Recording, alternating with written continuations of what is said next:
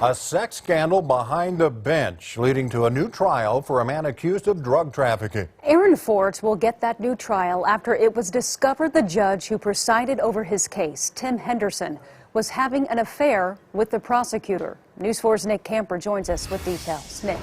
The decision to give Aaron Fort a new trial came down yesterday, and now attorneys in a murder case that was tried before Judge Henderson want their client's case retried too.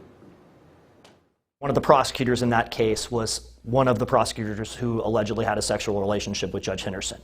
I think the court's opinion in Fort strongly indicates that they disapprove of this type of conduct. The Oklahoma Court of Criminal Appeals rules that Aaron Fort should get a new trial because of an affair between Judge Henderson and a prosecutor. The decision states, the relationship between the trial judge and the prosecutor was kept secret from Fort and his attorneys, and he could not seek the judge's recusal.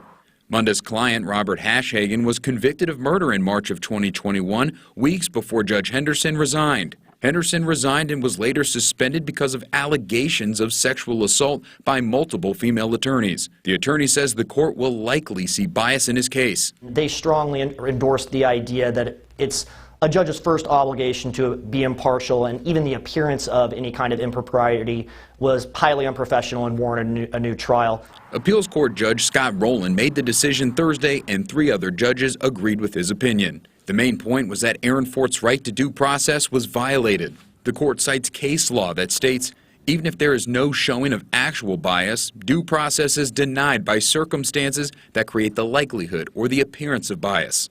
Munda says based on this ruling, a lot more cases have a shot at appeal. Both of the prosecutors that have had a sexual relationship with Judge Henderson have handled dozens, hundreds, more likely hundreds of cases in his courtroom.